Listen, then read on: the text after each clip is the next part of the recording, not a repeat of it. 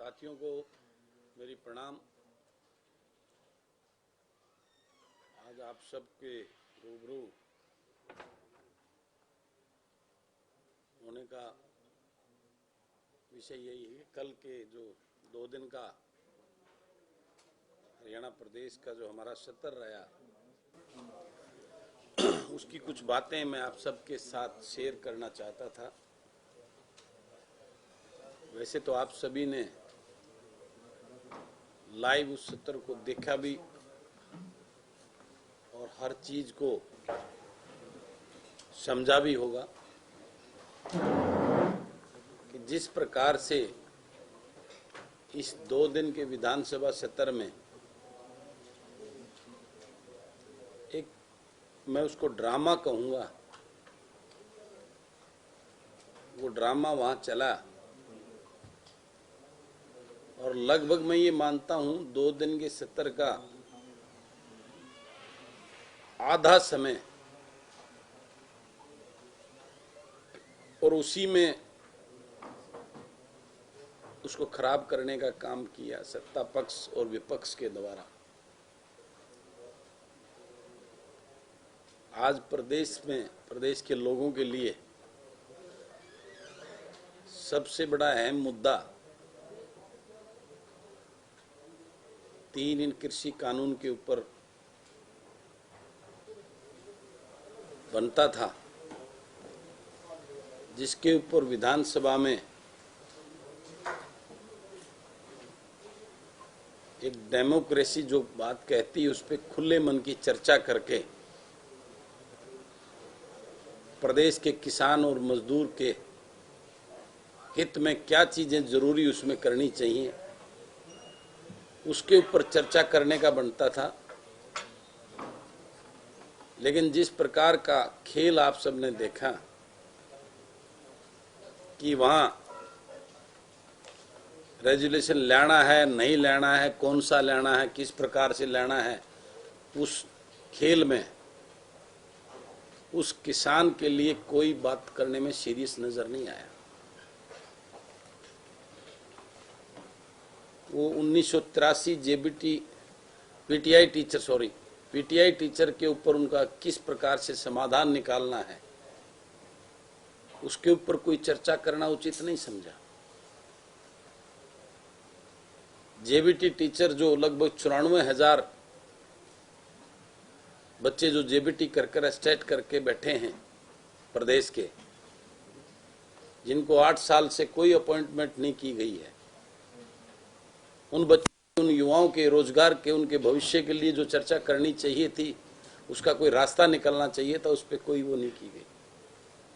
जो हमारे guest teacher जो इतने दिनों से सड़कों पे अपनी आवाज उठाने के लिए, जो हमारे आशा वर्कर बहने हैं, उनके ऊपर चर्चा करनी चाहिए। जो प्रदेश का मुद्दा है उस पर कोई चर्चा करना उचित नहीं समझा सत्ता पक्ष और विपक्ष ने।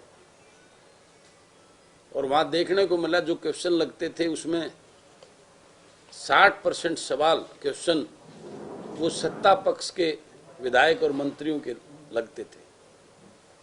और वो देख के बड़ी हैरानी मुझे हुई कि वो सवाल ऐसे थे, किसी की सड़क नहीं बनी, किसी का गली नहीं बनी, किसी का पंचायत घर नहीं बना, किसी का और सेक्रेटेरिएट का मुद्दा था, किसी का कोई पानी का मुद्दा था, जो उनके अपने विधानसभा के चंद गांव के मुद्दे होते थे।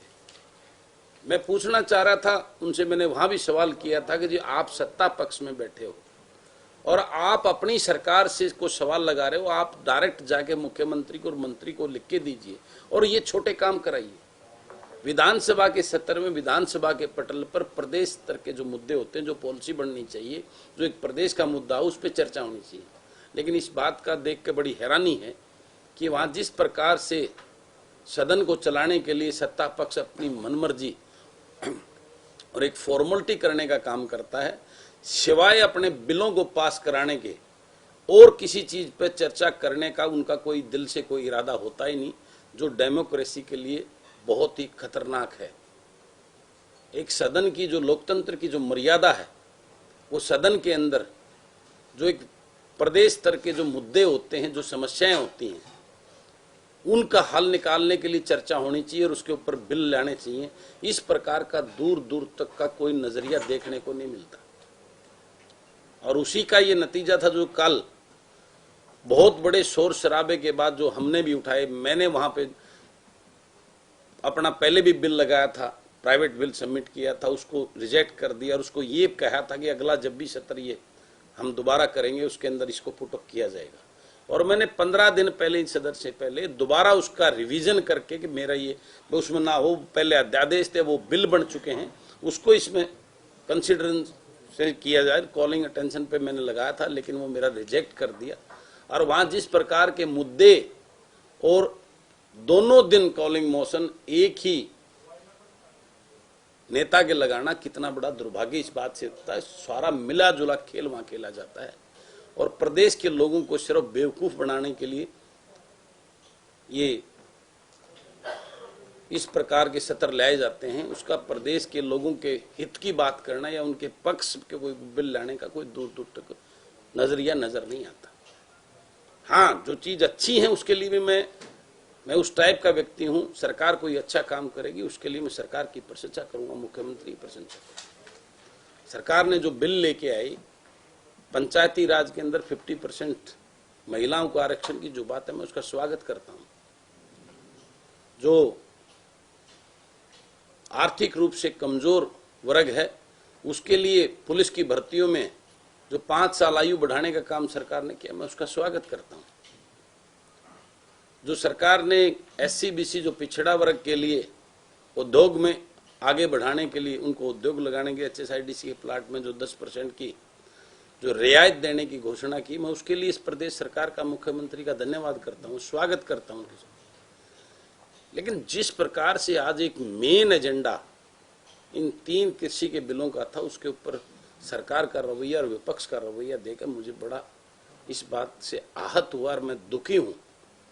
और आपने देखा होगा जिस प्रकार से मैंने सवाल से सत्ता पक्ष के मंत्रीगणों से जो सवाल पूछे, किसी के पास उसका जवाब नहीं था।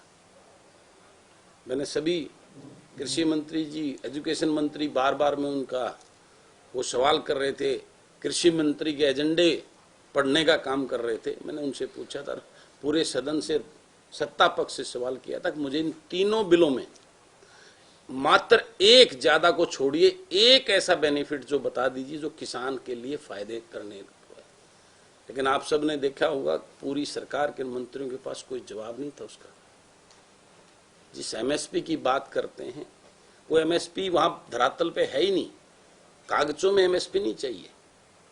सरकार कहती है कि MSP खत्म नहीं होगा, मंडियां खत्म नहीं होंगी, तो कैसे खत्म होंगी?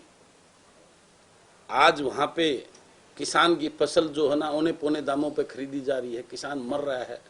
बाजरे के बड़े बड़े दावे करते हैं, आज बाजरा जो है ना पिटता घूम रहा है 1200-1100 रुपए में। MSP की बात करते हैं। मैं उनको चैलेंज करता हूं, मेरे साथ चलें।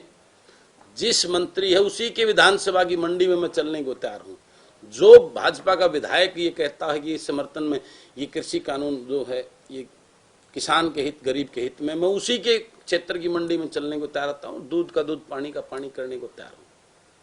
लेकिन इन बातों का वहां कतई कोई सुनाई नहीं। शिव अपनी पार्टी और अपने नेताओं को खुश करने के लिए सब तालियां बजाते हैं, फटफटाते हैं और उसका समर्थन करते हैं। अंदर से सब लोग दुखी हैं कि हम पार्टी से बंधे हुए हैं। ज्यादातर विधायक और मंत्रियों को ये कहना मैंने वहां सुना।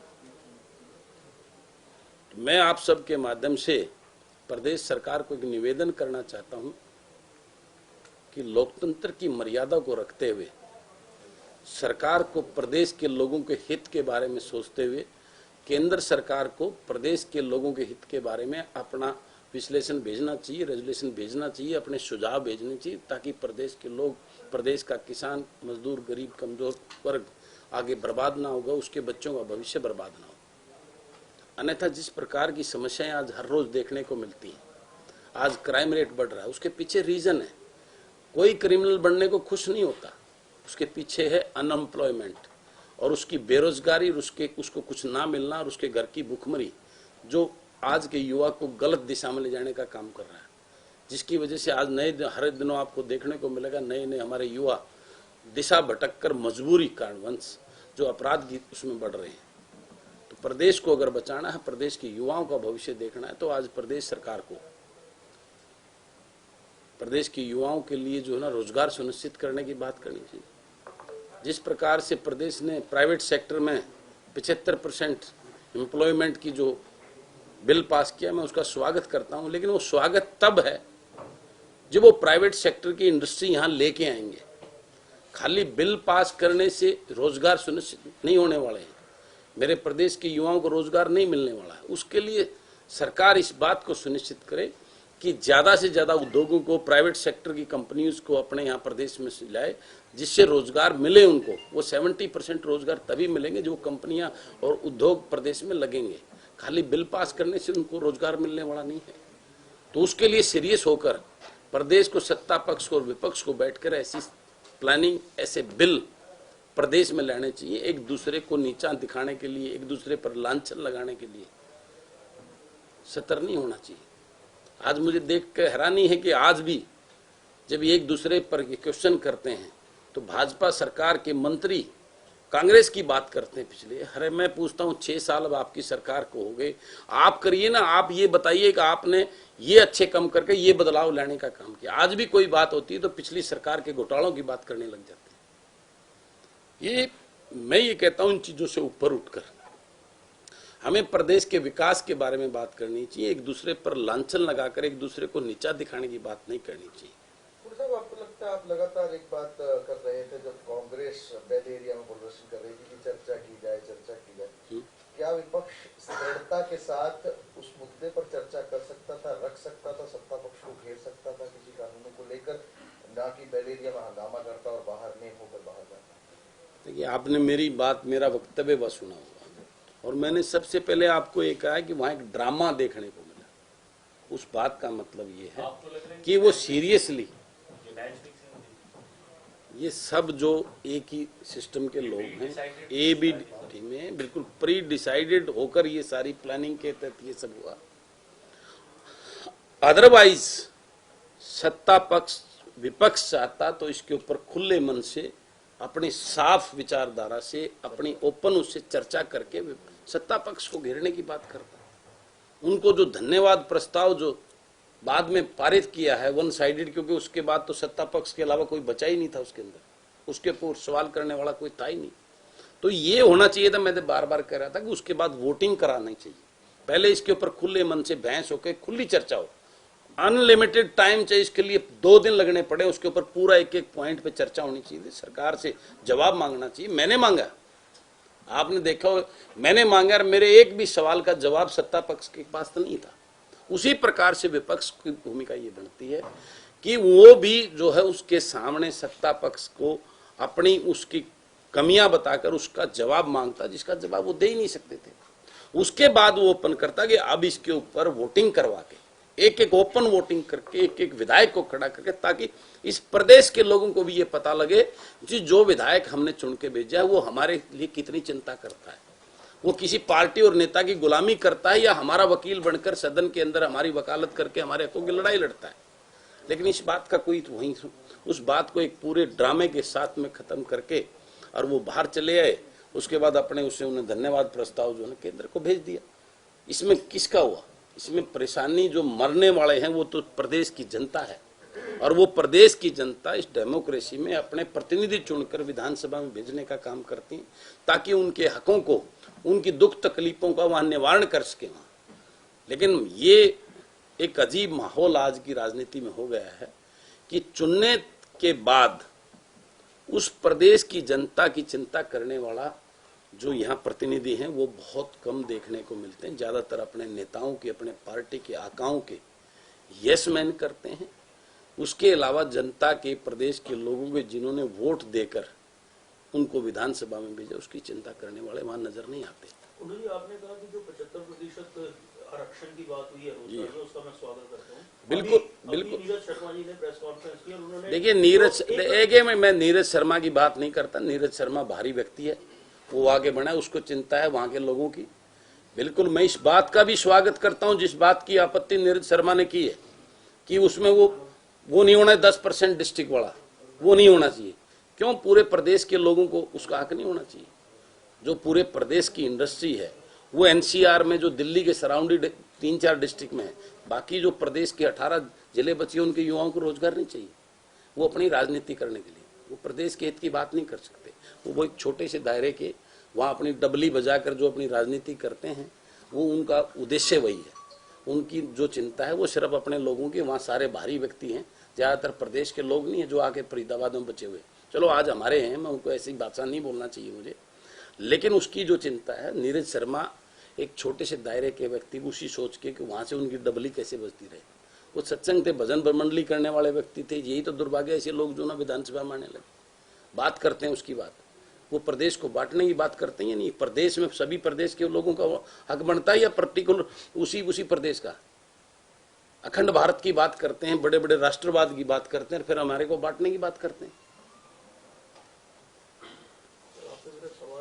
मैंने आपके सवाल का पूरा जवाब दे दिया जो आप चाहते हो। जो नीरज शर्मा ने विधानसभा के अंदर बोला था, मैंने मेरे सामने बोला, मेरा विधानसभा का साथी है वो, उसकी मंशा क्या थी, क्या वो कहना चाहते थे, वो मैंने सुन लिया था वहां पे। उसका मैंने कंप्लीट जवाब आपको दे दिया है, इससे और जवाब नहीं हो सकता कोई।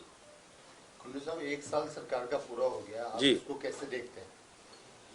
1 साल सरकार के ठाट बाट का पूरा हो गया, लोगों का 1 साल बर्बाद हो गया। मैं इसके बारे में यही कहना चाहता हूँ। पिछले 1 साल में जो ये मैं देखा हूँ, इस प्रदेश की जो है ना, हर तरीके से प्रदेश के अंदर हाहाकार मचा हुआ है।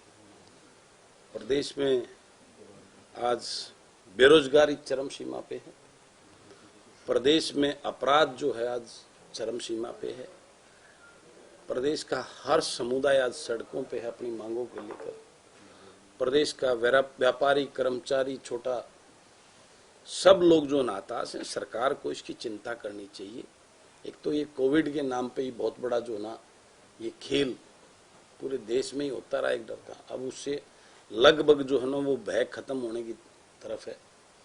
क्योंकि आपने देखा होगा, मैं आपके बीच में पिछले लगभग 6-7 महीने में तो ज़्यादा ही एक्टिव हूँ। मुझे ये कोरोना नहीं मिला, ये कोरोना जस्ट एक वायरल है, जैसे हमारे को बुखार, खांसी, जुकाम होता है। मैंने ये चीज़ महसूस की है। मेरे बेटे को जुकाम हुआ, 99 बुखार हुआ, उसको जो है ना उसकी कोविड पॉजिटिव आ गई। कुछ था ही नहीं, मैं उसके पास था, मैंने अपने अलग हाउस में उसको रखा और उसको रात में ही गाढ़ा वाडा पिलाया और उसको वो दी टेबलेट। अगले दिन उसका जुकाम ठीक हो गया और उसको हो गया, वो बिल्कुल नॉर्मल था। 3 दिन के 4 दिन के बाद मुझे वो नेगेटिव आ गई। ये कुछ नहीं है, उसको कोई तकलीफ नहीं हुई। उसके बाद मेरे छोटे भाई के बेटे को हुआ, सेम थिंग, उसको थोड़ा कोल्ड हुआ, 99 बुखार हुआ। वो 2 दिन उसको वो टैबलेट वगैरह दी, उसका जुकाम, जो ये नॉर्मल जुकाम, खांसी, बुखार हमारे को होता है, उसी की रिपोर्ट वो आ जाती है। और मैं आपको बताना चाहता हूँ, ये देवेंद्र है, मेरा भाई है देवेंद्र डांगी, आपके मीडिया का पुराना एक सीनियर वो रहा है। मैं यहाँ पिछले दिनों 5 दिन यही था, 5 दिन यही था मैं चंडीगढ़ में। ये मेरे साथ था और ये मेरे फोनों को भी ये रखता है, वो आता है मुझे बजाता, मैं मेरे को ऑन करके भी देता है, मेरे साथ इकट्ठा ही खाना, दिन में गाड़ी में मेरे साथ रहना, मेरे बराबर में बैठना, मेरे साथ चाय, खाना, पानी सब करना। यहाँ से हम रोहतक गए हैं, रोहतक पहुँचते ही प्रेस कॉन्फ्रेंस कोई करवा रखी थी। प्रेस कॉन्फ्रेंस तो मैंने वहाँ डॉक्टर को फोन आ गया मेरे पास, कहना भाई साहब हमने वो टेस्ट करने कोविड के, आपके भी वहाँ कर देते हैं। मैंने सोचा कि घर में बहादुर मदर फादर एज है, मगर तुम आ जाओ, कर ले जाओ। मैंने वहाँ 20 लोगों के करवाए, मेरे घर के सभी बहादुरों के, ड्राइवरों के, मैंने अपने, मेरे बेटों के, सबके, इसका भी हुआ, तो इसका पॉजिटिव आ गया। ये 5 दिन मेरे साथ था, मुझे कुछ नहीं हुआ। इसको हल्का सा जो ना गले में खारिश थी, जो एक चेंज होता है, उसकी वजह से वो पॉजिटिव। ये कुछ नहीं है, ना लगता ना और कुछ लगता। ये जनरली बुखार नहीं, एक बार घर में आ जाए 3-4 पे हो जाता, पूरी बार को हो जाता। ये वही चीज है, ये डरने वाली कोई। इसका इतना बड़ा हवा बना दिया कि इसकी वजह से पूरा देश और प्रदेश का विश्व जो है ना एक टेरर में चलेगा। चलो एनीवे, मैं आपसे एक सवाल पूछ रहा हूँ जी कि आप अपने हल्के की समस्याएं तो असेंबली में उठा नहीं रहे, ठीक है? आप किसने बोला? मैं आपके विधानसभा क्षेत्र, मेरी सुनिए बात, मेरा सवाल तो सुनो। आप हाइपर हो जाते हो हाउस में भी, कल भी आप चले गए, एक मेंबर बोल रहा था, आप तर्कों से उसकी बात, मैं चोर, ऐसा चोरों की बात नहीं सुनना चाहता मैं। जो आदमी मां बड़ा चोर है, उसके हल्के के लोग उसको गाली दे रहे हैं, वो जाएगा महा झूठा फ्रॉड आदमी और वो यहाँ के तर्क संगत की बात करता है। मैं ऐसे लोगों को सुनना पसंद नहीं करता। मैं आर्टिफिशियल आदमी नहीं हूँ, मैं सच्चाई के साथ हूँ। जो नकली बात करे, नकली आदमी की बात नहीं सुन सकता। लेकिन सत्ता पक्ष के लोग लेकिन आप पे आरोप लगा रहे थे कि आप जो वोटिंग कराने का जो क्वेश्चन था उस पे आप कांग्रेस के साथ थे, लेकिन देखिए independent एक मिनट में कोई क्या वो इंडिपेंडेंट, कह रहे जी आप कांग्रेस के ऐसा मेरी सुनिए बात। मेरा पहली बार से उसके बाद से अगर मैंने ये कहा था इसके ऊपर ओपन उससे चर्चा करो और चर्चा करने के बाद में इसकी ओपन वोटिंग कराओ ताकि ये लाइव दिखे मीडिया के अंदर और लोगों को पता चले कि जो विधायक उन्होंने चुन के भेजा है वो किसान मजदूर के साथ खड़ा है कि नहीं, कि अपने सत्ता का उसके वहां उनका वो बन के खड़ा है, उनका यसमैन बन के हमारी चिंता कर रहा है कि नहीं कर रहा। मैं ये था, पहले भी था, आज भी हूं और आगे भी ऐसे ही रहूं। मेरा खुल के मुझे इस बात के लिए हुड्डा साहब ने कहा कि वोटिंग, मैंने कहा बिल्कुल वोटिंग करानी चाहिए, पहले चर्चा हो, पहले चर्चा हो। इसी बात पे मैं उस टाइम भी अडिग था और मैं इस बात पे हुड्डा साहब थोड़ी चार बात करके और उसके वोटिंग की बात करने लगे। ऐसे वोटिंग थोड़ा ना होती।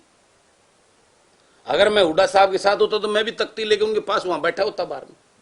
तो आपको नहीं लगता मैं कोई कांग्रेस उसमें नहीं, मैं आपको नहीं जो लगता- प्रदेश के लोगों के हित की बात होगी, जो प्रदेश के गरीब किसान मजदूर की बात होगी, उसमें मैं सबके साथ खड़ा हूँ और उसमें जो उसके पक्ष की बात करेगा, जो प्रदेश के लोगों के हित की बात, अगर सरकार कोई अच्छा काम, मैंने अभी किया ना, चार चीजों में मैं उनका समर्थन करता हूँ, स्वागत करता हूँ।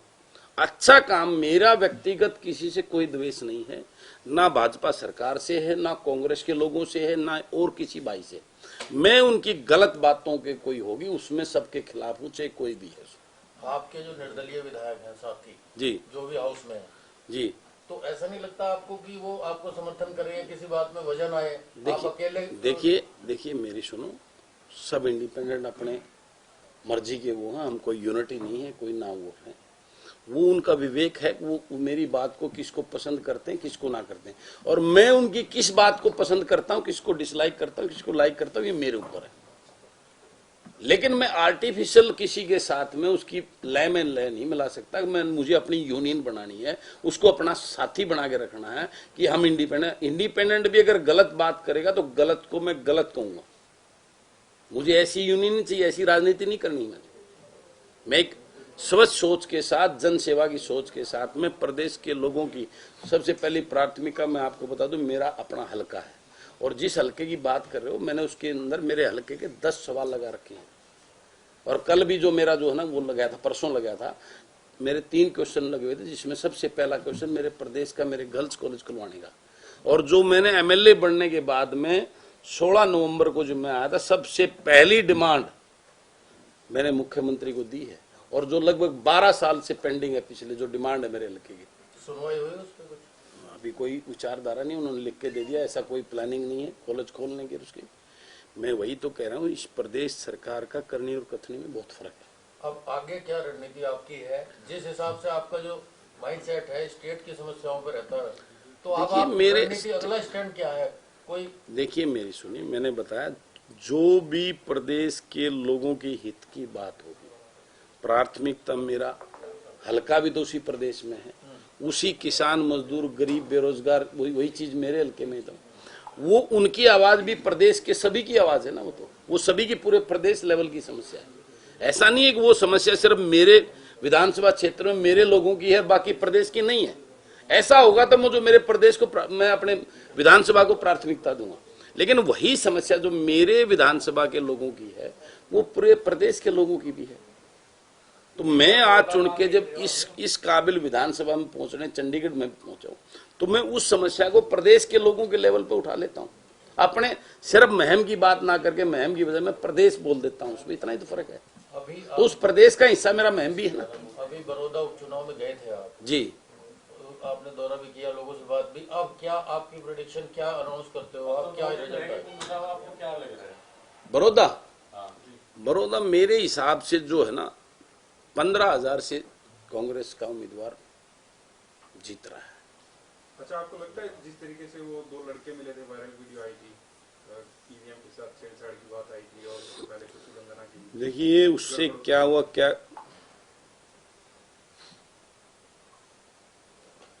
अगर फेयर काउंटिंग होगी तो 15,000 से कांग्रेस का उम्मीदवार जीत रहा है। तो वोटिंग फेयर हुई है, ये कह रहे हैं। काउंटिंग फेयर अगर होगी, वो उस टाइप की मशीनों का क्या इम्पैक्ट है इसके बारे में मैं आपको जो है ना कुछ कहने की स्थिति में नहीं हूं, लेकिन मैं इतना जरूर कह रहा हूं, अगर फेयरली काउंटिंग होती है तो एक मिनट, अच्छा वोटिंग तक फेयर था। वोटिंग तो लोगों ने दबाई है ना, वो दबाना तो फेर ही किया है, उसने बाहर बटाए जनता टीवी देख के ही दबाया है। ये जनता टीवी की जगह ई टीवी दब जाए वो तो अंदर की बात है, अंदर की बात नहीं बोल रहा मैं बाहर की बात बोल रहा हूँ, जो लोगों की बात बोल रहा हूँ। लोगों ने जो वोटिंग की है वो वोटिंग कांग्रेस के उम्मीदवार को जिताने की है, ये मैं दावा करता हूँ। बाकी तो जो है ना भाग्य और सरकार का अपना जो है ना ताकत आपको लग अपना, रहा है गड़बड़ हुई है चुनाव में? मैं कुछ नहीं कह रहा, मैं तो ये कह रहा हूँ फेयर कुछ होता है। देखिए नहीं अगर कांग्रेस हारती है देखिए मेरी सुनिए बात, मैं ऐसी, मेरा कोई उम्मीदवार नहीं, मैं चुनाव नहीं लड़ रहा, मेरी कोई पार्टी का उम्मीदवार नहीं है। देखिए मेरा जोर ये था कि भाई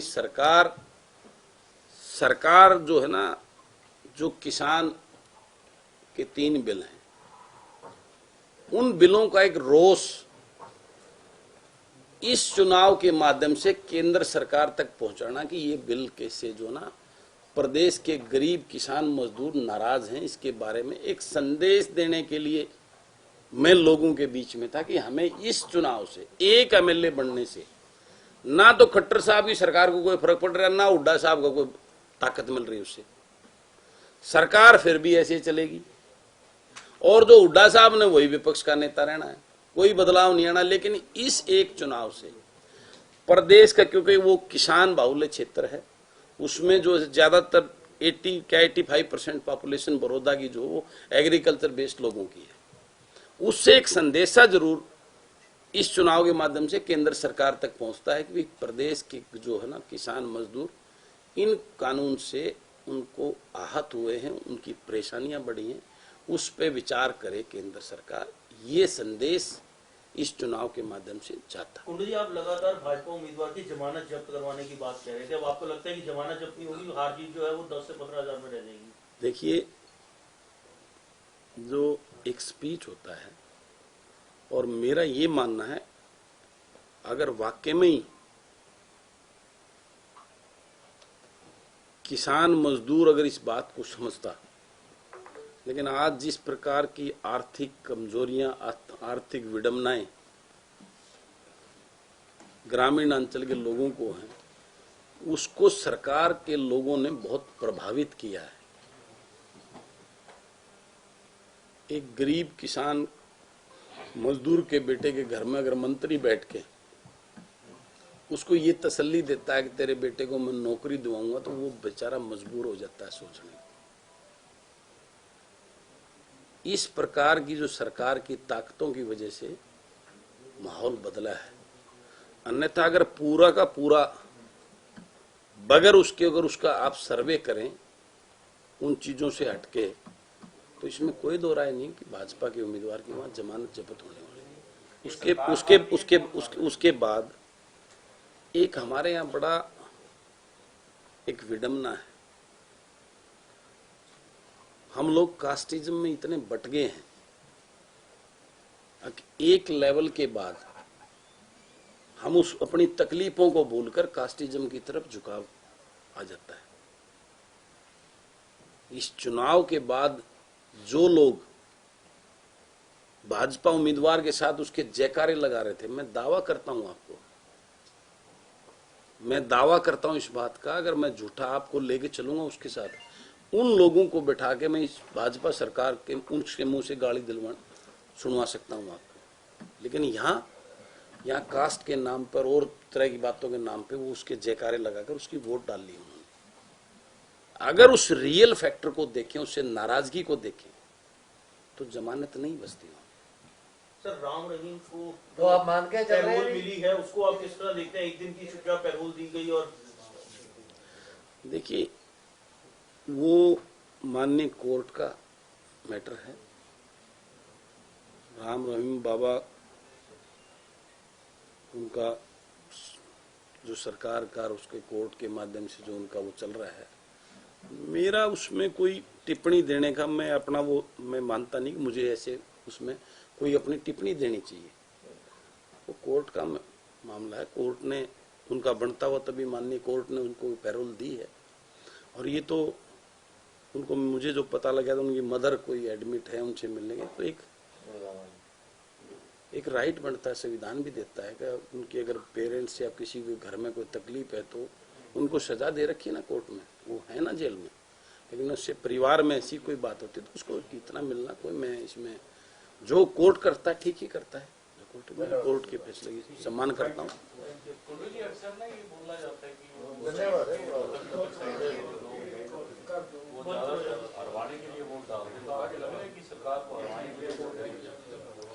देखिए,